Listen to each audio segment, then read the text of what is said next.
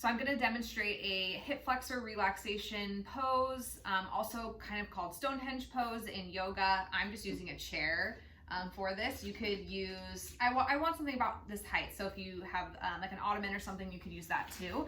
So basically we're using what's called like a strain counter strain technique for the psoas relaxation. We're actually not stretching our hip flexors with this one.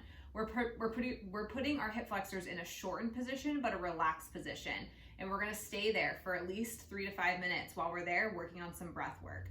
So with this one, you're gonna have a chair. This chair is a little bit like short comparative to like the length that I would kind of want, because I want your legs to be able to separate and kind of open to where they want to be. But you're gonna scoot up to your chair there, lay onto your back, and then you're going to put your legs up onto the chair. Ideally, you wouldn't use a ball for this, a physio ball, because you don't want to feel like your legs or your core is working to like keep the ball where it is. So you want something sturdy.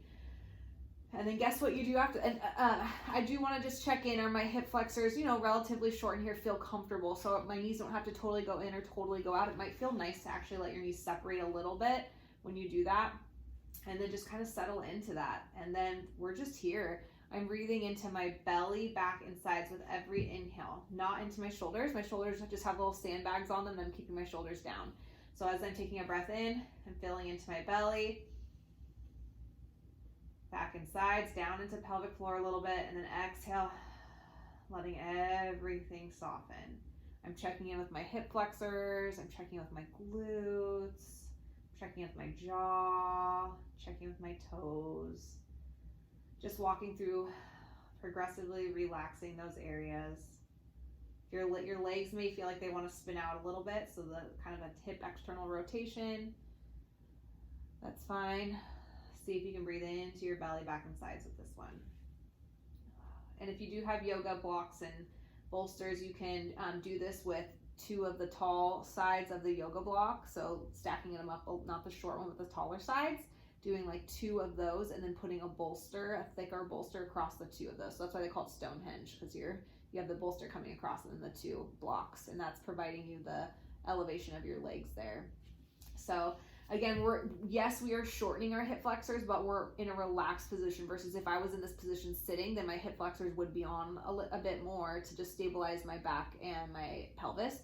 So in this position, by being a little bit in a shortened position, it can get those muscles to relax. When you get out of this pose, you want to try not to just like crank your hips back up right afterwards. You want to just nice and easily bring your legs down and just let them be straight if you can for a little bit after that, so that the hip flexors just have time to recover, and I'm not just like directly using them right away afterwards. The goal is that after, they can just soften. So maybe I spend about 3 minutes with my legs up in Stonehenge, and then I slowly let my legs come off the side, and then I just lay into that corpse pose position for a little bit. Or I can even do a little bit more hip opening here. Okay, so try that one out, Stonehenge, or just legs up on a chair.